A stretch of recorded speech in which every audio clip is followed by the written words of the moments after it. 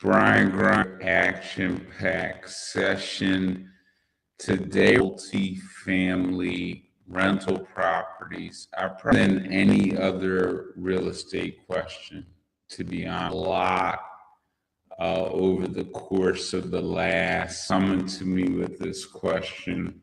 So I wanted to spend a couple of points. We're going to touch on maybe 6 between these two to help you guys do better, because there's a lot of information out there being bad, multifamily being, but you need to get into the weeds. To the channel, like, comment, subscribe, leave a comment that says someone who you want to get value. If we have our boots on the ground program quickly within the flow of this, a lot of you are, I probably talked to 1,000 people, I would say a month, real estate, and having different questions with finding profitable deals that you're in, finding tenant ARVs, managing contractors. These are kind of the common those things, and you just want to hit an easy button. Go out and find finance, rehab. Just reach out about our boots on the ground. We also do real estate ride. You'll see kind of scrolling around at the bottom, February 20th. That's a Saturday. And about, I would say 20 to 20. So good networking there. Touch, feel houses. Before I got into the real estate, I used to do, or I wish I could have, because I started off and I knew I wanted to do it because I understood that there was profit. Figure out this full gut read on here, and but any resource.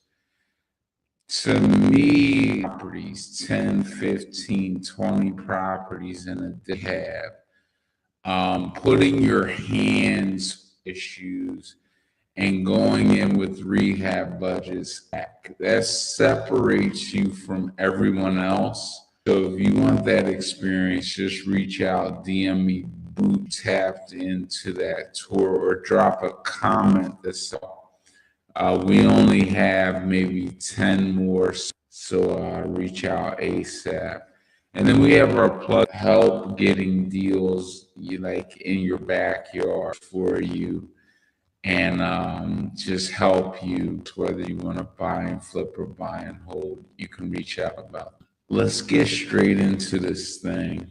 Near and dear to me because I started, my first 3 property FHA house hack along with the vocals. It's as if I'm speaking 50. Anybody else having trouble with my vocal? Give me 1 second. Let me see if that helps. It's weird.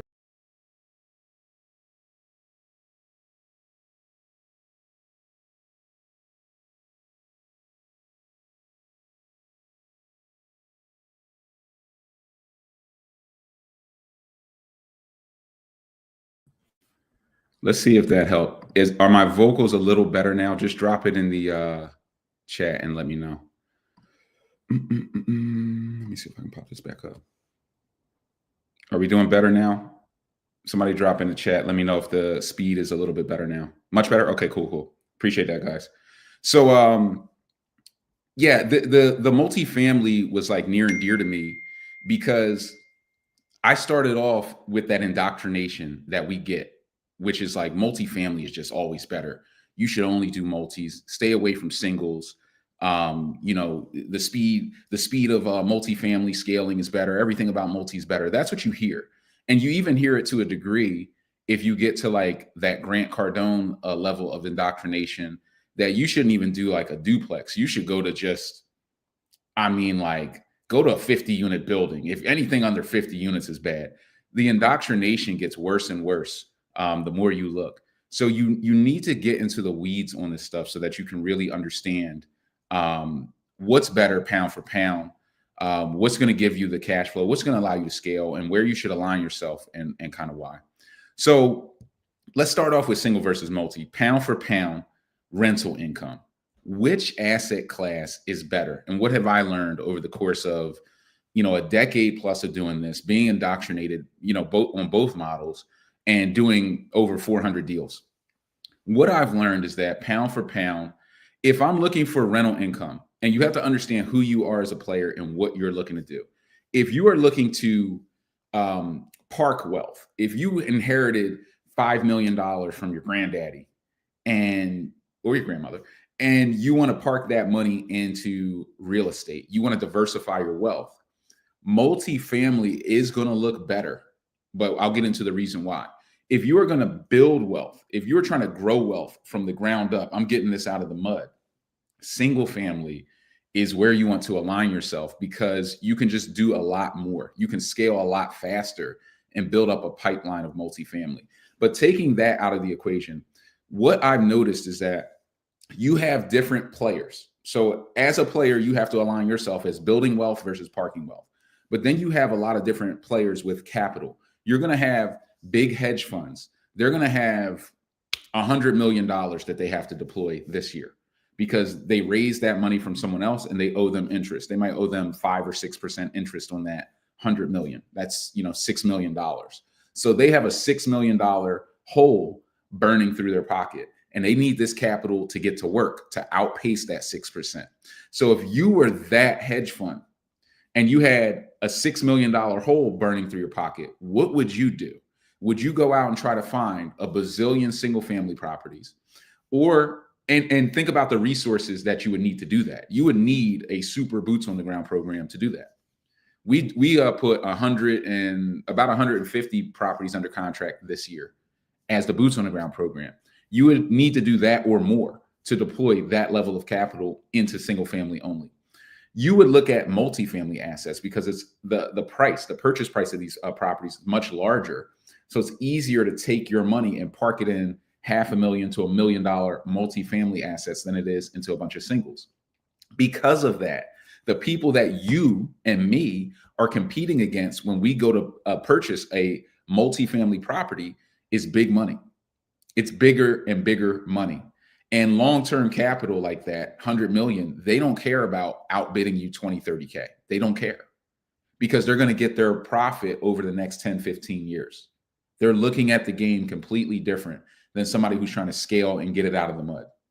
So you end up overpaying for a lot of these assets pound for pound versus what you could buy them for and get cash flow for as a single. Because as a single family, you're competing against other mom and pop investors who don't have the resources of somebody like our boots on the ground program, or how I would train you within our mentorship program to scale your own operation. You only need 1 or 2 virtual assistants to outsmart and outfox the average bear. So pound for pound, what I've seen is if I buy 3 single families, they might each cash flow $700 a month. That's $2,100 versus 1 triplex might only cash flow $1,400, $1,200, $1,500 a month. Pound for pound, you're actually getting more cash flow out of the single family when you match them up. 3 singles versus a triplex, 9 singles versus a 9 unit, you tend to get more cash flow, more value out of the singles because you can purchase them at a lower price point, and there's less competition within that space. And this is an important factor that not a lot of people talk about. Guys, now that you guys can hear me, if you're getting value, like, comment, subscribe, leave a comment that says I subscribe, share the content with someone else who you want to get value. If you're interested in our programs like the Boots on the Ground program, where we find, finance, rehab, tenant, managed properties for you, completely done for you, and we can help you with these strategies, just DM me Boots on the Ground. If you want to come out and spend a day with me in Philly, doing a ride along tour, getting your hands dirty, seeing properties, doing that show and tell thing, learning by doing. Come out to a ride along tour. Our next one's February 20th, which is a Saturday. So you don't even have to take off of work for most of you. The next bullet point. So I'm giving that check to pound for pound rental income to single family. Next point, property management and upkeep. You're going to hear a lot. Oh, the multifamily is better because, you know, you have one property and then you're only paying one set of property taxes. And then there's just one property, you know, less to go wrong. Well, what about property management and upkeep? So let's play this game. On a single family property, I can write in a lease, you know, the tenant shovels the snow, cuts the grass, shovels the steps. That's your responsibility. Well, whose responsibility is it on a multifamily? When I have a triplex, quadplex, duplex, can I just write the lease and say it's your problem? But then whose problem is it? Upstairs tenant, downstairs tenant. Whose issue is it now? It's your issue. What if a bed bug outbreak happens on a single family property? Who pays to have that remediated, which could be anywhere from $4,000 to $10,000. In a single family, who brought those bed bugs in? Whoever's living there. It's a single family. How about the multi? Well, in the zoning codes and then kind of like the landlord tenant laws, if you have a duplex, triplex, quadplex, and there's bed bugs in any unit, you have to remediate the whole building, and it's your expense because they can't quite prove who brought them in. Now it's your expense. So all of these different things can cause increased property management and upkeep expenses on the multifamily side, which eat into your cash flow. It's very important to factor in and think about. Not to say that all multifamilies are bad or that the good can't outweigh the bad, but in terms of scalability, that cost becomes very important. If you got 10 multis, which many of you will over the course of time, you're going to need, you know, people to go out and cut the grass and go around and check on the properties. Anytime it snows, it's an emergency, and it's an extra, you know, $700 expense to send somebody around to round robin all these properties. It becomes an issue, something you have to factor in and hire somebody for as part of your scale. So this is something that you need to factor in is your upkeep on different issues like that. There are more, and I could kind of keep going down the line. Think about this. You get a leak on the third floor of your triplex or your multifamily building. Who gets impacted? Well, maybe not only that tenant, but then tenants below them, because the leak, the water goes to the floor, then it goes to the unit below, messes up their ceiling, they're complaining. One tenant's playing their music loud, the other one likes to go to sleep early, you get the phone call, or the management company gets the phone call. But somebody's getting that call, and now that has to be addressed. They have to be you have to do some babysitting there. These things happen on multis. They don't really happen on the singles. The singles, you can set them and forget them a little bit easier. So I'm going to give property management, and this is, you know, managing hundreds of properties and dealing with this, all of these issues. Property management and upkeep, I'm giving a single family the nod. So it's got the pound for pound rental income. It also has the property management and upkeep nod for a very obvious reason. So keep all of those things in mind when you're making your decision. Once again, it doesn't mean a multifamily asset is not good, but these are things that have to be factored in. Guys, if you're getting value, like, comment, subscribe, leave a comment that says I subscribe, share the content with someone who wants to get value.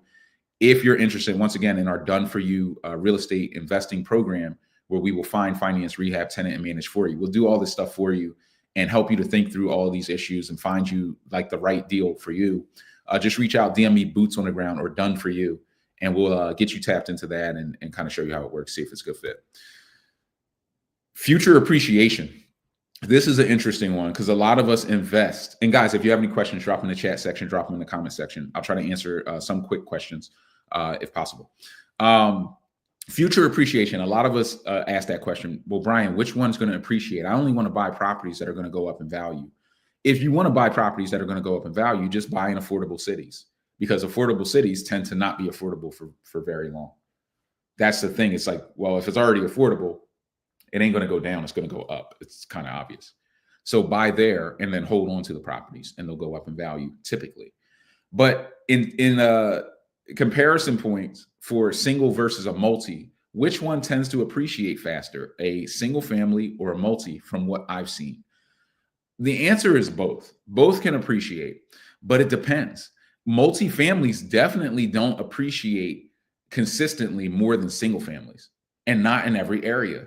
There are many areas and zip codes I can think of where single family, if I had a single family property, 2,000 square feet, or a duplex, 2,000 square feet, I might just be like, I'd rather it be a single. I might convert it down to a single because the multifamilies are not trading as high as the single families. And that shocks a lot of people. They're like, oh, isn't the multi always supposed to be more valuable than a single? Not in every market. There are many markets where the single family properties appreciate faster. The comps hit faster. There are more single families than there are multifamilies. So from a volume perspective, in a given market that is moving fast and appreciating rapidly, you could get more sales on the single side than on the multi side. There might only be 10 multis that sold in the last 6 months, but 200 singles. So out of those 200 singles, you only need a couple of outliers, 3 or 4 of them to sell really high for you to be able to use those comps in the burst strategy. So your appreciation can happen either way. You want to keep an eye on kind of the market and make sure you're in an area. If you're buying multis, this is an area where there are many multis and the appreciation is happening. That being said, think about this, more getting into the weeds. Who do you sell a multifamily property to when you go to sell at some point in the future? And I know we don't want to sell. We want to hold forever, hand these down to our kids. But there is that monopoly philosophy.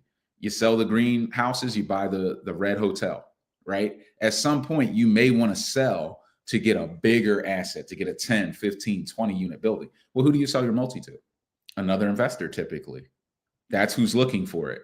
Are investors easy to negotiate with or difficult? Well, look at yourself. You're difficult. You want a deal. You don't want to overpay. You're always trying to negotiate and push down pricing. So that's what's going to happen to you when you go to sell that multifamily. Actually go to the marketplace. So that's something to think about versus the single. You can sell, to mom and pop, and you can just dump it like at the top of the market as the market appreciates. So there's a little bit more liquidity there. But I would give the nod here to both. Either or could appreciate. I've seen some amazing deals with the multis, and I would say the multis have larger spreads. So if you want to build houses burst strategy style and have less money tied into a deal, a multifamily has usually a larger spread, like $200,000-$300,000, where you can put that money in and then pull your money out of that deal easier because the spreads are just wider, or you can get paid to build. So, multis will have some developer value when you're scaling. You definitely want to have some multis in there, but just not like only multis. Guys, if you're getting value, like, comment, subscribe, leave a comment that says I subscribe, share the content with someone who you want to get value. If you're new to the channel, like, comment, subscribe. And if you have any questions, drop them in the chat section, drop them in the comment section. We'll answer your questions as we flow through. Let's get to the next one. Exit opportunities. So once again, what are you going to do with this property? Let's say I get a rental property. I get a single family versus a multifamily. And, I was going to Section 8 it, but the market's moving a little slow. Now I want to go like market rental. Okay, you could go market rental with a single or a multi. What if I want to, this market rental's not moving, the rent's not high enough, I want to rent to own. Can I really rent to own a multi? Maybe, but there's less people you can do that with. You can rent to own the single pretty easily. You could flip the single. Most singles, if you build them, you could flip them or hold them. It gives you more exit opportunities, more options, more flexibility, and the ability to rent to own in a tough situation where you're not getting the rent you want, you're not seeing what you want. You can always just open that up and say, look, you don't have great credit, but you want to own, come in, give me 10,000 down. The rent would be $1,500 a month, give me $1,800 a month. And you can create a spread out of thin air with a single. You have a little bit more flexibility. Exit options and opportunities are very important as a real estate developer, especially someone who is trying to scale. If you're trying to go from doing 1 deal a year or 2 deals a year to doing 5, 10, you need to be able to navigate issues because you're going to run into them. There are no perfect, storybook endings in this thing. You will ride off into the sunset in terms of cash flow, but real estate does have drama that comes with it. It's just part of the game. The sooner you realize that, the better off you'll be emotionally. There's going to be drama. There's going to be. I had even at my house today, I had my sump pump die, freaking water all over the basement. It's just like real estate. It's part of the game, whether on your personal house or your investment property. So for exit opportunities, which this will probably go over some people's heads, but as you're scaling, more important, not that important on your first couple deals, but as you're scaling up, you're trying to get a 20, 30 property portfolio, very important. I would give the head nod to single family because you can just do more with it. Rent to own it, you can do market tenants, Section 8 tenants, veteran housing, room rentals, co-live. You just have all these different options. Whereas the multifamily, you just have less options. You still have options, but less. The next one, because we're getting tight on time and we have to cut this short soon. The next one, rehab costs. This is very important. Rehab costs, timelines, and permits. Where do I give the head nod? If I'm scaling, if I'm doing many deals, do I want single or multifamily when it comes to rehab costs, timelines, and permits? I'm going to go single family every time. And here's why. When it comes to your rehab costs, getting that extra square footage, that third story, or even going from single to multi sometimes, every time you go, if I take a big single family property, I might have 7 beds in it and it'll produce whatever cash flow that'll produce. As a duplex, even though I'm getting more unit count, the duplex is now forcing me to add in another kitchen, another living room, maybe dining room, more bathrooms, and you don't get paid for that. You get paid by the bed as a real estate developer. There are many deals you would be shocked where the duplex cash flows better than the triplex. You say, well, why won't you turn this into a triplex? Because of the rehab costs, the timelines, and the permit costs. I'd actually stay at a single. In my opinion, I'd stay at a single or I stay at a duplex because I want to avoid some of these costs. The cost impacts your cash flow. It impacts your cash on cash return. Hey, Yvonne, how we doing? If you have any questions, drop them in the chat section. It impacts your cash on cash return. And that's very important. It's something that, you need to adjust for. So when it comes to timelines, a multifamily is certainly going to take longer than a single family in terms of build times, just because of the inspection checkpoints, the turnaround times for the permits and the processing. Every time you go up a rung, there's more scrutiny. Single family, you can go very fast, easy permits and just fly through 4 or 5 day permits, done. Multifamily, your standard permits typically. There are no easy permits for multifamily. Commercial, even worse. You may be waiting 6 to 8 months for commercial level permits. And then they just have more and more permits. And then every commercial division is slower than the residential division, no matter where you go. Your permit costs are going to skyrocket as well. And there's more scrutiny on which permits you need on a multi versus a single because they're bigger buildings. There's more risk. You may also have to put sprinkler systems into your multifamilies where you don't have to do that with your singles. Not to mention the pound for pound rental income, right? So when you know all of these factors and then you get to rehab cost timelines and permits, this has got to be a really sexy, what I would call a sexy multifamily deal. It's got to have exceptional cash flow, exceptional numbers, and I have to be buying it at the right price. I have to be buying it basically at shell prices. 150,000, 200,000, and it's worth 600, 700,000 when I'm done with the rehab. So from that standpoint, from this focus, I would much rather the single family property. Many singles you can do without any permits. Multis are harder to do without permits. You can do them, but it's much more difficult, and there's much more risk there. Guys, if you're getting value, like, comment, subscribe, leave a comment that says I subscribe, share the content with someone who you want to get value, and drop a comment that says boots on the ground if you're interested in our Done For You program. You want to tap in there or tap into our ride along. This is the last point that I'll touch on, financing options. So whenever you're investing and scaling, you always want to think about the lender. Where can I get the best financing? Which strategy offers the best terms? From what I've seen, single family has great financing. quite frankly. There are lots of options. There are lots of DSCR lenders, non-QM lenders, non-qualified mortgage lenders. There are lots of people out there in the space. If you're new to investing in real estate, you're probably still thinking that you're going to get your mortgages from like Bank of America or something like that. And you're wondering why they're telling you no and declining you and pushing back. There are many, many other lenders. There's like a whole world of hundreds of lenders that you've never heard of that are happy to step in and give you money for any single family property. When it comes to multifamily, you end up having more options, in my opinion, because you have bigger dollar amounts on your multis. Your multis are typically going to, in most hot markets, they're going to be close to $1 million of value, $500,000, $1 million, 2 million, 3. You start getting up there in terms of the M's. And when you do that, you start to get into different tiers where you can get 40-year mortgages instead of 75% loan to value, 80, 90%, 95% loan to value. You start to get into different arenas with your financing. So it gives you more flexibility, more options, bigger cash outs. Lenders definitely prefer multis over singles because to them, it just is like, well, it's a bigger ticket. So why wouldn't it be more attractive to me? Why would I want to, as a lender, write 5 mortgages for $500,000 single properties versus 1 mortgage for $500,000 multi?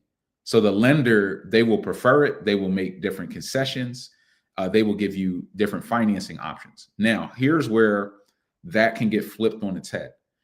If you operate at scale within single family, within the SFR space, there is huge demand for that. Scale meaning you can do 10 deals or more per year, or show up to the table with 5 to 10 deals at a given time. If you show up to the table with 5 single family properties, you will start getting financing as if you had a 5-unit building. You can go get commercial level financing, scattered site across 5 singles, and they'll treat it like a 5-unit building. So as you operate at scale, you can, for me, I could easily do 100 deals a year. 200. I don't want to do 200 deals a year, but I could. I don't want to. But 100 deals a year, 50 deals a year. That means you're coming to the refinance table many, many times or in tranches where, hey, I'm going to bring you these 10. 2 months from now, I got another 5 coming. Then I got 15 coming through. When you start stepping to the table like that, you get the red carpet treatment. But even at 5 to 10 a year, you're still a premier player. So I would give financing options. I would give it to the multifamily just naturally.